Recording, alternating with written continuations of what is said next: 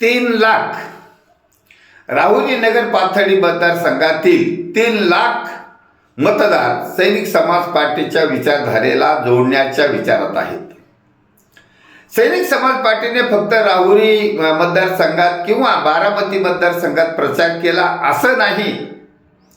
सैनिक समाज पार्टीने गेल्या 5-6 वर्षापासून आपलं बौद्धिक आंदोलन सुरू ठेवलेलं आहे.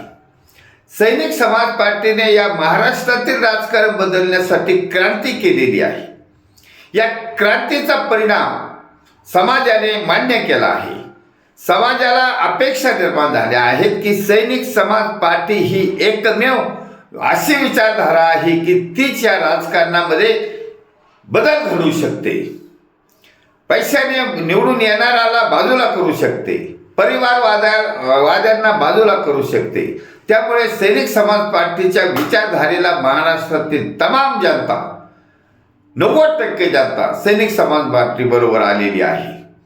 आजच्या व्हिडिओमध्ये तर आम्ही आजच्या विषयात फक्त ते नाशिकला गाजलेला भोंदू बाबा अशोक खरात आणि त्याच्यावर केलेला 1 नंबर 1चा व्हिडिओ आणि नंतर बीडमध्ये माजी सैनिक सानपवर केलेल्या भ्याड हल्ल्याचा पोस्ट व्हायरल केले आहेत. पोलीस प्रमुख महाराष्ट्र पोलीस प्रमुखाला नोटीस काढलेली आहे. याच्यामुळे एकमेव या आजच्या दिवसाच्या कार्याचा नव्हे तर 5 वर्षाचा गोषवारा रोज समाजाच्या मनापर्यंत पोहोचवण्यात आलेला आहे. आणि हे राहुरी निवडणूक काय, बारामती निवडणूक काय, हे तर क्षुल्लक काम आहे. त्याच्यासाठी आम्हाला फार मोठं आंदोलन करायची गरज नाही, प्रचार करायची गरज नाही. कारण सैनिक समाज पार्टीच्या विचारधारेला जोडलेला मतदारच या सैनिक समाज पार्टीच्या पुरस्कृत उमेदवाराला निवडून देणार आहे.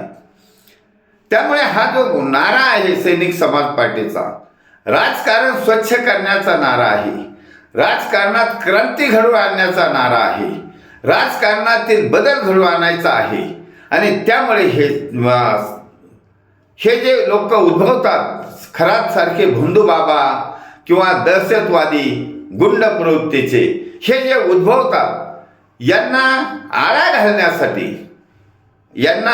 घालण्यासाठी फार काही सरकारची मंत्र्याची गरज नसते. त्यासाठी अधिकाऱ्यांना पावर आहे. अधिकाऱ्यांनी फक्त तुकाराम मुंडे सारखं डॅशिंग होऊन काम केलं पाहिजे, तरच कायदा आणि सुव्यवस्था आम समाजाच्या हितासाठी राबवल्या जाऊ शकते. कारण हा कायदा आणि सुव्यवस्था राखण्याची जबाबदारी पोलिसावर आहे, प्रशासनावर आहे. परंतु यांना काहीतरी राजकीय नेत्याकडून सूचना मिळतात, काहीतरी बगलबच्चाला बचाव करायचा असतं.